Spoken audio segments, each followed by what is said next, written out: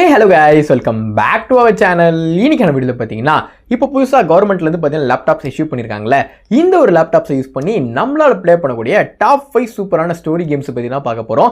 முக்கியமாக இதை யூஸ் பண்ணி நம்மளால் GTA 5 ப்ளே பண்ண முடியுமோ பார்த்தீங்கன்னா நம்ம வந்து பார்க்க போகிறோம். ஸோ வீடியோ பார்த்தீங்கன்னா ஸ்கிப் பண்ணாமல் பார்த்தீங்கன்னா ஃபுல்லாக பாருங்கள். 3 விதமான பிராண்ட்ஸ் லேப்டாப் பார்த்தீங்கன்னா இஷ்யூ பண்ணியிருக்காங்க. ஒன்று HP, ஒன்று ஏசர், ஒன்று பார்த்தீங்கன்னா டெல். நிறைய பேர் சொன்ன விஷயம் என்னன்னா, HPயோட பில்ட் குவாலிட்டி நல்லா இல்லை, கொஞ்சம் பிளாஸ்டிக்காக இருக்குது, மற்ற ரெண்டு நல்லா இருக்குது சொல்லிட்டு.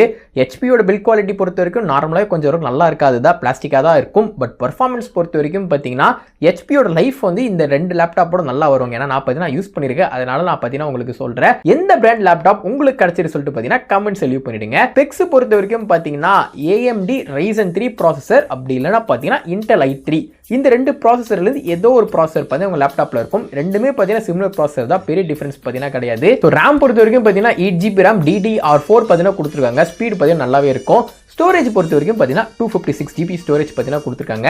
ஸோ ஓவரால் இந்த லேப்டாப் எப்படி ப்ரோ சொல்லிட்டு கேட்டிங்கன்னா, இது வந்து ஒரு கேமிங் லேப்டாப் வந்து கிடையாது, அதை நான் ஃபஸ்ட்டு நான் சொல்லிடுறேன்.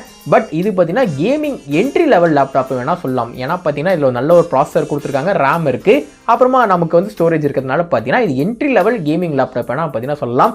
ஓகே, இப்போ இதை வச்சு ப்ளே பண்ணக்கூடிய கேம்ஸ் ஒன்றா பார்த்துடலாமா? நம்மளோட லிஸ்ட்டில் 5வது இருக்கிற கேம் தான் பார்த்தீங்கன்னா Assassin's Creed Rogue. இந்த கேம் பார்த்தீங்கன்னா 2014 PlayStation 3 கோசம் பார்த்தீங்கன்னா லான்ச் பண்ணாங்க. அப்புறம் ரீமாஸ்டர் பண்ணி பார்த்தீங்கன்னா Xbox, PS4 சொல்லிட்டு பார்த்தீங்கன்னா இந்த மாதிரி கன்சோல்ஸ்க்கும் பார்த்தீங்கன்னா விட்டுருக்காங்க. எல்லா Assassin's Creed கேம் மாதிரியும் பார்த்தீங்கன்னா இந்த கேம்லேயே நம்ம ஒரு ஆர்டிஃபேக்ட்ஸை பார்த்தீங்கன்னா தேடி போவோம். நம்ம பார்த்தீங்கன்னா பைரட்ஸை மீட் பண்ணுவோம். அப்புறம் வெப்பன்ஸ் பொறுத்த வரைக்கும் பார்த்தீங்கன்னா ஸ்வாட் இருக்கும், Assassin's Creedோட சீக்ரெட் நைஃப் இருக்கும், ஸ்மோக் பாம்பு, ஷார்ட் கன் சொல்லிட்டு பார்த்தீங்கன்னா இந்த மாதிரி ஒரு சூப்பரான ஒரு கேம்னே பார்த்தீங்கன்னா சொல்லலாம். ட்ரை பண்ணி பாருங்க. நம்ம லிஸ்ட்டில் 4வது இடத்துல இருக்கக்கூடிய கேம் தான் பார்த்தீங்கன்னா Call of Duty Jewels. இந்த கேமு பார்த்தீங்கன்னா உங்களுக்கு ஒரே வார்த்தையில் சொல்லணும்னா, நம்ம Red Dead Redemption 2 இருக்குல்ல, அதாவது RDR 2 இருக்குல்ல, அதையும் ப்ளஸ் கால் ஆஃப் டியூட்டியும் பார்த்தீங்கன்னா கலந்த ஒரு கலவை இது.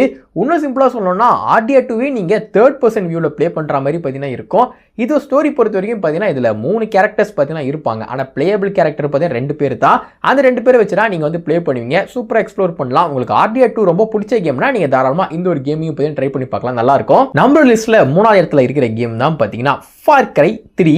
இந்த கேமும் பார்த்தீங்கன்னா ஒரு PlayStation 3 கோசம் லான்ச் பண்ணப்பட்ட ஒரு கேம் தான். இந்த கேமோட ஸ்டோரி பார்த்தீங்கன்னா நம்மளோட ஃப்ரெண்ட்ஸோ பார்த்தீங்கன்னா ஒரு தீவுக்கு என்ஜாய் பண்ணுறதுக்கோசம் பார்த்தீங்கன்னா போவோம்.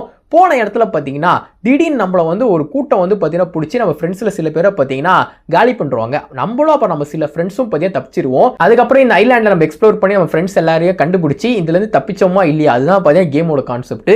ஒரு சூப்பரான அட்வென்ச்சர் கேமு, கண்டிப்பாக பார்த்தீங்கன்னா ட்ரை பண்ணி பாருங்க. நம்ம லிஸ்ட்டில் செகண்ட் இருக்கிற கேம் தான் பார்த்தீங்கன்னா GTA 4. ஸோ GTAவோட ஃபர்ஸ்ட் HD யூனிவர்ஸில் வந்த கேம் தான் பார்த்தீங்கன்னா இதையும் பார்த்தீங்கன்னா முதல்ல PS3 தான் பார்த்தீங்கன்னா லான்ச் பண்ணாங்க. இதுவும் பார்த்தீங்கன்னா சூப்பரான கேமு, கண்டிப்பாக பார்த்து ட்ரை பண்ணி பாருங்க. ஏன்னா பார்த்தீங்கன்னா ஃபர்ஸ்ட் HD யூனிவர்ஸ் கேம்ன்றதுனால பார்த்தீங்கன்னா GTA 5 அளவுக்கு இல்லைனா கூட பார்த்தீங்கன்னா அதுக்கு ஈக்குவலன்ட் பார்த்தீங்கன்னா இந்த கேம், அதனால சொல்கிறேன், மறக்காம இதையும் ட்ரை பண்ணி பாருங்க. நம்பர் 1 கேம் என்ன சொல்லிட்டு கேட்டிங்கன்னா எல்லாரோட ஃபேவரட்டான GTA 5 தான். என்ன ப்ரோ சொல்கிறீங்க, GTA 5 ப்ளே பண்ண முடியுமா கேட்டிங்கன்னா, ஓ எஸ், இந்த லேப்டாப்பில் பார்த்தீங்கன்னா தாராளமாக நம்மளால் ப்ளே பண்ண முடியும். ஏன்னா பார்த்தீங்கன்னா GTA 5ன்றது ஒரு 100GB கேம் தான். ஸோ நமக்கு ஸ்டோரேஜ் 256 கொடுக்குறதுனால பார்த்தீங்கன்னா GTA 5 தாராளமாக இன்ஸ்டால் பண்ணலாம். பட் இதில் ஏகப்பட்ட மைனஸஸ் இருக்குது. நான் முதல்ல உங்களுக்கு சொல்லிடுறேன்.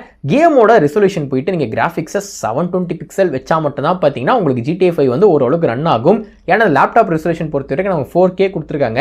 GTA 5 ஃபுல் ரெசல்யூஷன் நீங்கள் 1080 பிக்சல் வச்சு ப்ளே பண்ணால் பார்த்தீங்கன்னா கண்டிப்பாக லேக் அடிக்கும். ஸோ ரெசல்யூஷனை பார்த்தீங்கன்னா 720, அப்புறம் மற்ற கிராஃபிக்ஸ் எல்லாமே பார்த்தீங்கன்னா கம்மி பண்ணும்.